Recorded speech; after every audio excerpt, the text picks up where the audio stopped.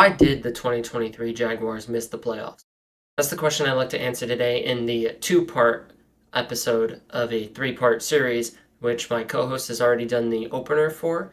Check out that video if you haven't. If you are looking for a recap of how we got to the 2023 season as the Jaguars franchise, he covered all of that, the Trevor Lawrence era becoming underway, and what kind of happened in those early years of his contract leading up to 2023 to kind of have an expectation that we had for the Jaguars of they're going to become a contender, they're going to be a division winner, and that nature.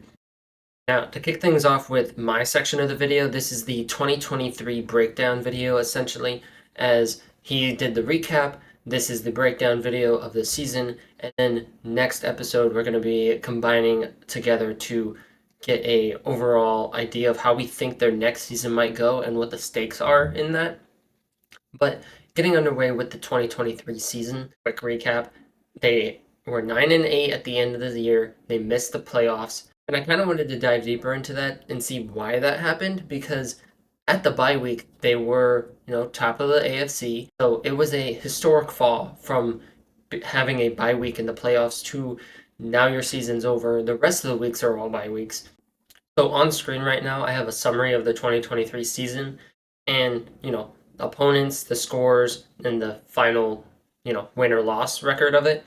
And at 6-2 at the bye week, that's a good position for a team. They are able to just kind of fix little mistakes. They're not having to overhaul anything because they need to, fix their season. They're in the lead. They're at the top of the AFC. They're able to just kind of fix their issues, retool a little bit, and then head out with some extra preparation for their next opponent.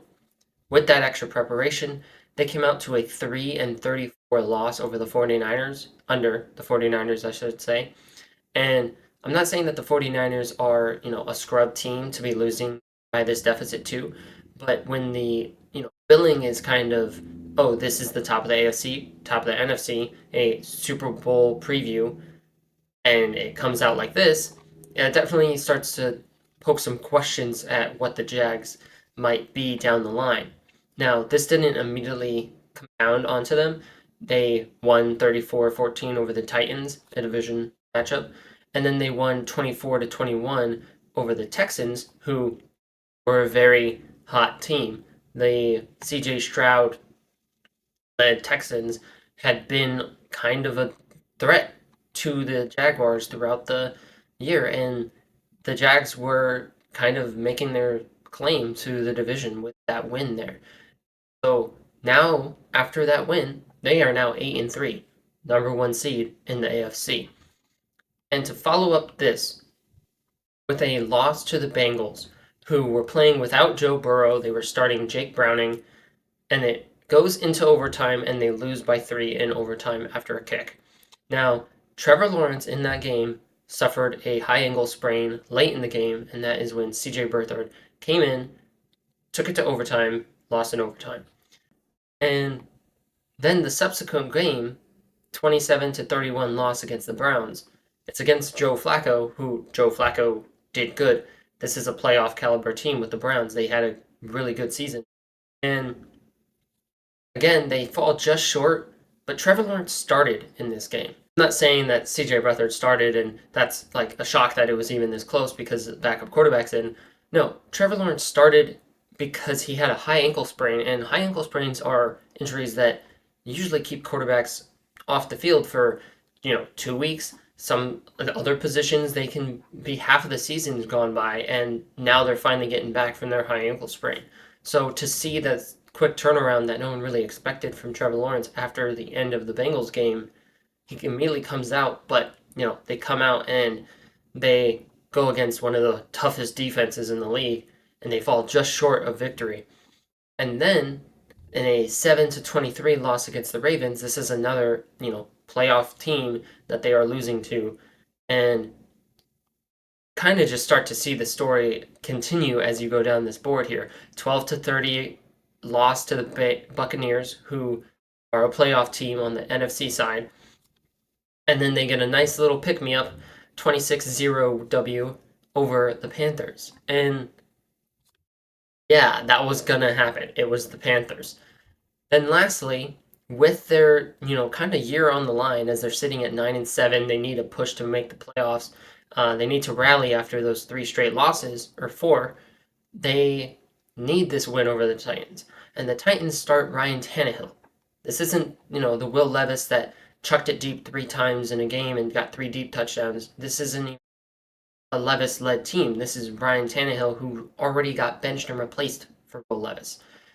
They come up short by 8 points to the Titans there. Now that we're done with the quick little recap of the stretch of the season, I have just some graphs that some tables I'm gonna throw up here. Now, defensively, the team was middle of the pack, we'll say. 22nd on yards allowed, 17th with points scored against them. And then kind of upper middle of the pack, I'd say, is the offense with the 13th rankings in gained and yards gained. And you kind of then defer over to these EPA and these kind of more advanced stats of positive play percentage and expected points added per play. There's a whole algorithm for it. I won't get into that. But in those metrics, yeah, they're doing, top half of the league again, above 16 and top 14, a playoff caliber ranking, if you will. So why is there such a discrepancy from the start of the season to the end of the season? I went ahead and I split the season up, first 8 games to the last 9 games. And in the first 8 games, they were scoring 4 points more than they were in the last 9. Now, yardage wise, they were only gaining 4 more yards per game than the last 9 games. That's basically negligible in the NFL. But defensively, the defense was then allowing 4 more points per game in those last 9 games. So you've had this switch of, okay, our offense is scoring, we'll say 2-point conversions more per game. So now our defense is letting that up. So that shifts so much of what margins might be in your games. And then yardage wise, the defense hasn't changed. So it's somehow gone from just the offense gaining very few, minute, less yards per game, but scoring 4 points less, to now the defense allowing basically the same yardage and again, just 4 more points. Now, I have point differential down here, and that's a stark difference, 37-31, and that's with the 26-0 win over the Panthers. So, as I'm going through this, kind of try to piece together with me as I draw this story out for you, of why is this happening? And, have your own little theories and predictions, put them in the comments, check them when we're done here. But I'll let you know mine shortly. So next I have offensive personnel, the percentage ran rankings and the EPA play rankings of those different personnel types. Now for those who are uninformed, the personnel of 11 would mean that there is one tight end on the field and there is one running back on the field, although the positions are O-line, quarterback, and wide receiver. But personnel numbering is purely off of tight end and running back. And so then 12 personnel is the one running. Am I doing this right? I don't know. Then there's going to be the one running back and the 2 tight ends. And then 13 personnel is the one running back and the tight ends. Now, in percentage ran, 11 personnel is very commonplace throughout the league. It is a passing league. And they were 17th in that ranking. So they ran it below average. But production-wise, on the EPA per play ranking, they were top 10. You flip that now to the 12 and 13 personnels, where percentage-wise they ranked in top 10 throughout the NFL of times they were running 12 and 13 personnel. However, in the rankings of the EPA, they are bottom half of the league, 17th, 19th for 13 to 12, respectively. And so when you're running these personnels so often, despite not producing with them, it's a little bit of a issue that coaching would need to address, that they would need to either shift their focus on, we aren't going to run the 13, we aren't going to run the 12 personnel, to now being, we are going to pass more heavily. They didn't do that throughout the year, and they were less effective on the downs where they tried to build a jumbo package. And now getting into some different advanced stats, which, I can't really work in all of them, but the EPA per play stats, they were all top 14. They were all playoff ranking, playoff caliber in those rankings. But Trevor Lawrence led the league in a bad throw statistic on PFR, who beat out Bryce Young with 103. Trevor Lawrence had 104. Trevor Lawrence also had a poor on target percentage, which was 23rd out of qualifying quarterbacks. And as you kind of step back from, okay, we're not going to put the blame on Trevor Lawrence. Look at the offense as a whole, and the team ranked 17th in third down conversion rate, 26th in fourth down conversion rate. So now that's more, again, on the coaching side of things. The coaches need to dial up better plays that the team is more comfortable running, but also the talent of the team needs to be able to execute. And on top of all of that, the offensive line, I think, is the biggest factor of the stats I am laying out right here. Offensive line ranked 29th in pass block win rate, 27th in run block win rate, and Trevor Lawrence ranked 28th out of 32 quarterbacks in time in the pocket. It's hard to really blame him for time in the pocket because we know quarterbacks like Tua, they get the ball out quick. They're going to have lower time in the pocket, but a generally safe pocket to be in. Trevor Lawrence doesn't scramble out of the pocket, and he doesn't get the ball out extremely fast either. No detriment to him, it's just the play calling. But the offensive line doesn't block long enough for him to stand in that pocket better than 28th ranking. And so outside of the passing game, I already mentioned the offensive line's run block win rate. They also ranked 24th in the league rushing yards and 31st rushing yards per carry. And I don't think that that's on Travis Etienne. I don't think Travis Etienne is a bad running back. And Travis Etienne did get a majority of the snaps for the team with, I believe it was around 73 to 79%. I won't blame Travis Etienne for these issues. Gabe spoke on it a little bit in his video, but Travis Etienne lost his rookie year to his injury. And in his second year, he had a 1,000-yard season. I don't put any blame on him. I'm not saying he's a bad running back because he's not maneuvering around a bad offensive line. But when you look at Travis Etienne as a player, and when he was coming out of the draft, he's kind of this wide nine runner. He takes these outside lanes because he's so explosive and he's so fast, and he can get around these tackles and these edges and, make a man miss on the outside, a boundary corner. They didn't run him like that as much because they couldn't. They were running through the middle and they couldn't block in the middle. So he's running into a 700-pound brick wall of defensive linemen. And when you're making him the bell cow and he's getting 70+% of your carries, which I'm not saying he isn't worthy of, but when you're doing that and you're sending him straight into the mouth of the defense, getting banged up, he's losing that explosiveness. And he's not able to hit those explosive runs on the outside as frequently or as fast. And just to add some credence to that, Travis Etienne was the fourth most tackled for a loss running back in the league last year.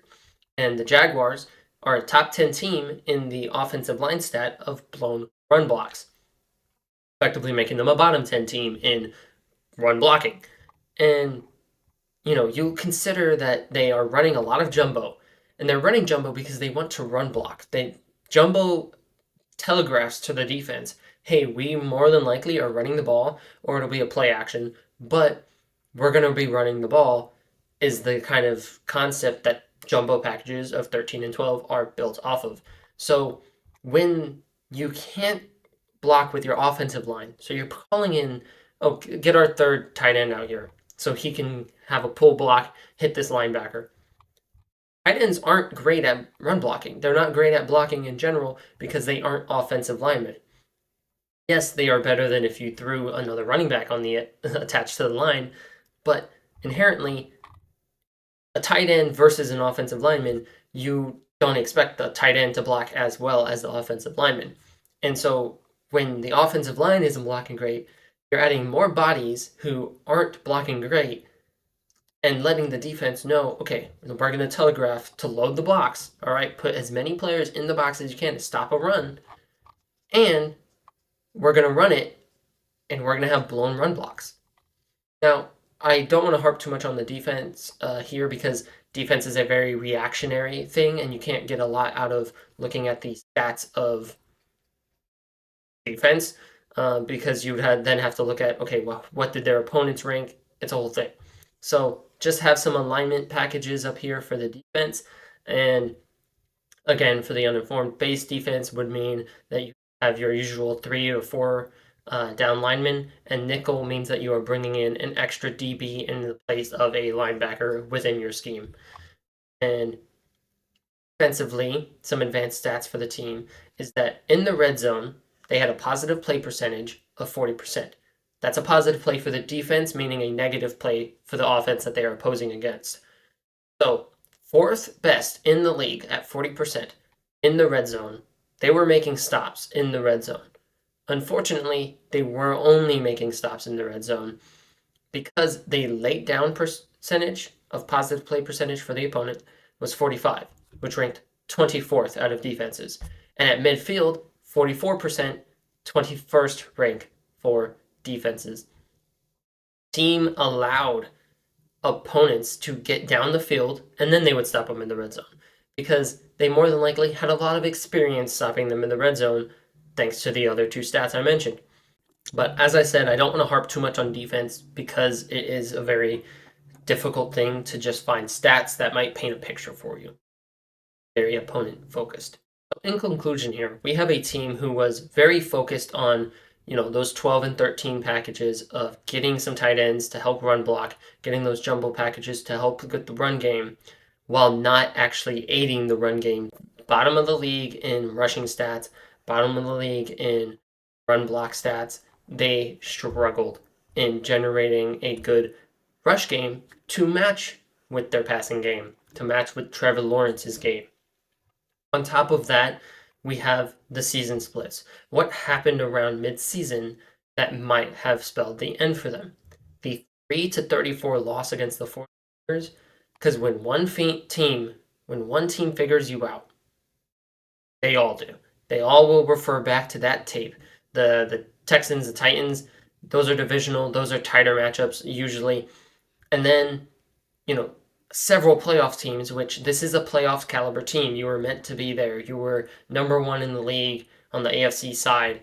And yet, when you face the opposition that you would be facing in the tough playoff situations, the 49ers, the Texans, the Bengals, the Browns, all of them, go through all of them and you see these issues propping up of we can't run the ball to put games away, and we have Trevor Lawrence who's out there on a high ankle sprain, which I don't think fully cleared up. I think the Bengals loss is the first of their string of 4, and I think that injury tinged with Trevor Lawrence throughout the rest of the year because he kept playing on it.